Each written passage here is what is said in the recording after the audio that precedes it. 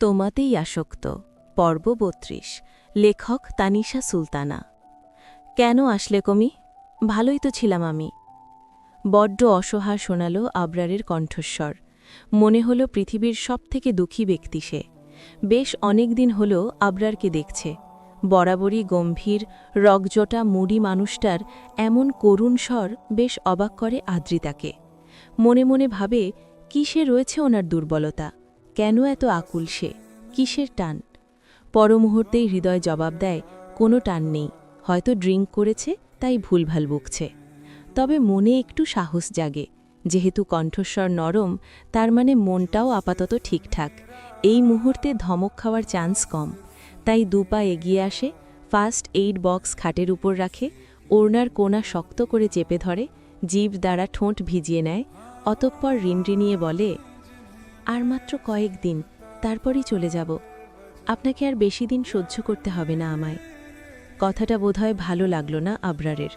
মুহূর্তেই করুণ মুখশ্রী লালচে রং ধারণ করে, বিলাই আঁখি পল্লবের সাদা অংশের রং বদলায়। শীতের সিজন, তার ওপর কক্ষে লো পাওয়ারের এসি চলছে, তবুও কপালে বিন্দু বিন্দু ঘামের কণার দেখা মিলছে।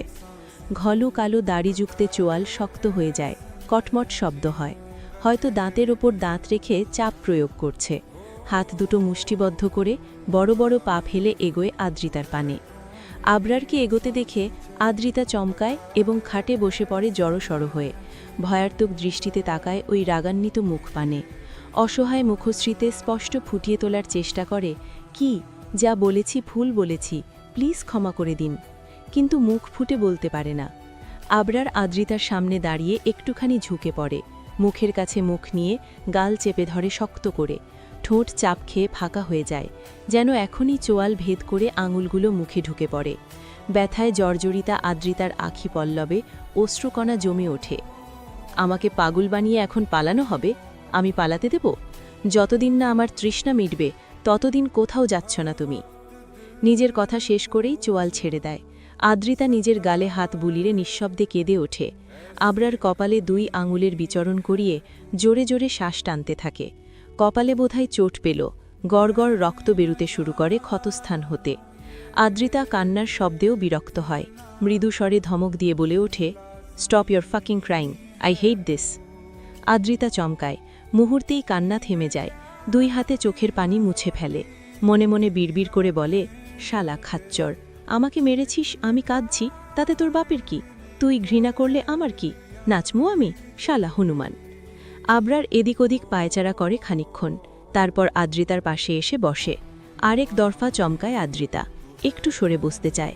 আবরার কোমর পেঁচিয়ে ধরে, অপর হাতে ওড়না টেনে ফেলে দেয় ফ্লোরে। কপালে কুঁচকে বলে, আমার সামনে আসলে এসব বালশাল যেন না দেখি। আদ্রিতা মাথা নিচু করে ফেলে, কিছু বলবে বলে সিদ্ধান্ত নেয়, তখনই গলার একটু নিচে ভেজা ওষ্ঠের বিচরণ টের পায়। খোঁচা খোঁচা দাড়ির ঘর্ষণ অনুভব করে। ভূমিকম্পের ন্যায় তেপে ওঠে আদ্রিতার সর্বাঙ্গ, মৃদুস্বরে গুঙিয়ে ওঠে। আবরার বেশি সময় নেয় না, নরম স্থানে দাঁত বসিয়ে মাথা তোলে। মৌমাছির চাক থেকে যেন মধু খেল, তেমনভাবেই জিভ দ্বারা ঠোঁট চেটে নেয়। ব্যাপারখানা দেখে নেয় আদ্রিতা।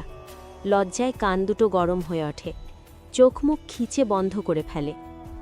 ঔষধ লাগাতে এসেছ? শান্ত স্বরে প্রশ্ন করে আবরার। জবাব দিতে পারে না লজ্জিত রমণী। এখনও ঠিকঠাক করে শ্বাস টানতে পারেনি। স্বাভাবিকের তুলনায় নিঃশ্বাস একটু জোরেই বইছে। আবরার পুনরায় বলে ওঠে, এভাবে অটিস্টিকের মতো বিহেভিয়ার করলে খেয়ে ইন্টিমেন্ট হতে ইচ্ছে করবে। দ্বিতীয়বার ফিলিংস জাগলে ট্রাস্ট মি খেয়ে ফেলব। চটজলদি চোখ খোলে আদ্রিতা। বড্ড তাড়াহুড়োয় আশেপাশে ফার্স্ট এইড বক্সটার খোঁজ করে এবং পেয়েও যায় আবরারের পাশেই। সেদিকে ইশারা করে বলে, ওটা লাগবে। আবরার রক্তমাখা হাতে বক্সটি এগিয়ে দেয়। শক্তপোক্ত হাতখানা নিজের নরম হাত দ্বারা ছুঁয়ে দেয়। মূলত দেখার প্রয়াস চালায় ঠিক কতটা কেটেছে। বিচলিত হয়ে বলে, ইস, অনেকটা কেটেছে, এখনও রক্ত পড়ছে। আল্লাহ, আমি কি করব এখন? ডাক্তারের কাছে যাওয়া প্রয়োজন। আবরার শুধু ছোট ছোট নয়নে তাকিয়ে থাকে আদ্রিতার মুখ পানে। বিচলিত হতে দেখেও শান্ত স্বরে বলে না, আদ্রিতা, এরকম গভীর ক্ষত বহুবার হয়েছে আমার, এবং সেরেও গিয়েছে। আমার জন্য এটা নর্মাল, প্লিজ ভয় পেও না। আদ্রিতা সময় নষ্ট করে না, চটজলদি ফার্স্ট এইড বক্স খুলে প্রয়োজনীয় সামগ্রী বের করে নেয় এবং দক্ষ হাতে ঔষধ লাগাতে থাকে। আশ্চর্যজনক ব্যাপার হলো আবরার একটুও শব্দ করে না, চুপচাপ বসে থাকে। আদ্রিতা বিড়বিড় করে আওড়ায়, এটা মানুষ নাকি পাথর? আল্লাহ যে কার পাল্লায় ফেলল? তখনই আনি উপস্থিত হয় সেখানে, মুখে সাদা রঙের ব্যান্ডেলের ডিব্বা। আদ্রিতার পায়ের নিকট ডিব্বা নামিয়ে মিউ মিউ আওয়াজ তোলে। আদ্রিতার ঠোঁটের কোণে হাসি ফুটে ওঠে। নিচু হয়ে কোলে তুলে নেয় আনিকে, ঠোঁট দাবিয়ে চুমু খায় কয়েকবার। আদুরে স্বরে বলে, আমার সোনামনা, ভালোবাসি তোকে। পরপরই নামিয়ে দেয় খাটের ওপর। অ্যানি ভদ্র বাচ্চার মতো চুপচাপ বসে পড়ে, গভীর মনোযোগে আবরারকে দেখতে থাকে, যেন মনে মনে বলছে, তুমিও একটু কোলে নাও আমায়, চুমু খাও আমার গায়ে, ভালোবাসি বলো। নিজের পুরনো ডায়েরিখানা খুলে বসে আতিয়া। সেখানে লেখা হয়েছে জানা অজানা অনেক তথ্য। ছোটবেলা থেকেই ডায়েরি লিখতে ভীষণ ভালোবাসতেন তিনি। স্কুল কলেজ থেকে শুরু করে পরিবারের কেউ কিছু বললেও যত্ন করে লিখে রাখতেন 256 পৃষ্ঠার এই ডায়েরিখানায়। কলেজ লাইফের প্রথম দিন, নতুন কলেজে পা রাখার পরেই মনে ধরেছিল একটা মানুষকে। সে ওই কলেজে পড়ত না, তবে তাকে মাঝে মধ্যেই দেখা যেত কলেজের আশেপাশে। কিছুদিন যাওয়ার পরে পছন্দের পুরুষটি প্রপোজ করেছিল আতিয়াকে। সেই দিনটা ছিল আতিয়ার জীবনের শ্রেষ্ঠ দিন। পছন্দের মানুষের থেকে প্রেমের প্রস্তাব পাওয়া চারটিখানি কথা নয়।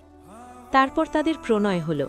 কলেজ ফাঁকি দিয়ে ঘুরতে যাওয়া, রাত জেগে ফিসফিস করে ফোনে কথা বলা, আরও কত মধুর স্মৃতি। হঠাৎ একদিন সকালে আতিয়া জানতে পারল তার বিয়ে ঠিক হয়েছে, এবং আজকেই বিয়ে। বাধ্য হয়েই মনের মধ্যে একজনকে রেখে আরেকজনকে বিয়ে করতে হলো। বছর ঘুরতে না ঘুরতেই জন্ম নিল আবরার। জন্মের 2 দিন পর্যন্ত কান্না করেনি সে। ডাক্তার, নার্স সহ চৌধুরী বাড়ির সকল সদস্য পাগল হয়ে যাচ্ছিল। সবথেকে বেশি পাগল হয়েছিল আবরারের বাবা। ছেলের চিন্তায় 2 দিন পর্যন্ত মুখে কিচ্ছুটি তোলেনি। সেই আবরার ধীরে ধীরে বড় হতে লাগল বাবার ছায়াতলে। কোনো একটা কারণে অবুঝ শিশু বাবা ছাড়া আর কারোর কোলেই ঠিকঠাক থাকত না। মায়ের বুকের দুধ খেত না। এতে আতিয়ার কোনো ভাবান্তর ছিল না, কখনোই জোর করেনি দুধ খাওয়ানোর জন্য। 7 মাস বয়সে আবরার প্রথম কথা বলতে শেখে। তার প্রথম ডাকটাই ছিল বাবা। ধীরে ধীরে আতিয়ার অনুশোচনা হতে লাগল। ছেলের মুখে মা ডাক শোনার জন্য হৃদয় বিচলিত হয়ে উঠল।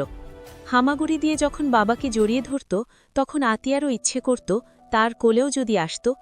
তখন থেকেই ছেলের প্রতি যত্নশীল হয় সে।